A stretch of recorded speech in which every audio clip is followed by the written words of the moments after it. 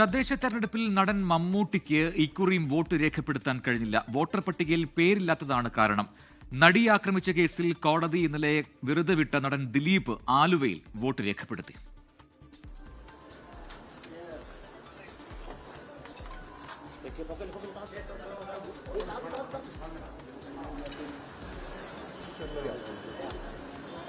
ഉച്ചയോടെയാണ് Aluva saint Francis LP സ്കൂളിലെ ബൂത്തിൽ നടൻ ദിലീപ് വോട്ട് ചെയ്യാനെത്തിയത്.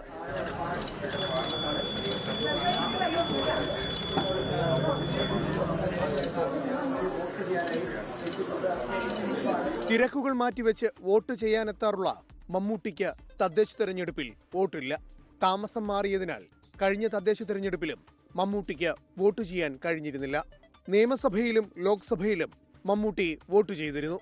തൊടുപുഴ നഗരസഭയിലെ കുമ്മൻകലിലായിരുന്നു ആസിഫ് അലിക്ക് വോട്ട്. തിരഞ്ഞെടുപ്പിൽ മത്സരിക്കുന്നത് സുഹൃത്തുക്കളെന്ന നടൻ. അതെ, ഈ പ്രാവശ്യത്തെ ഒരു പ്രത്യേകത അതാണ്.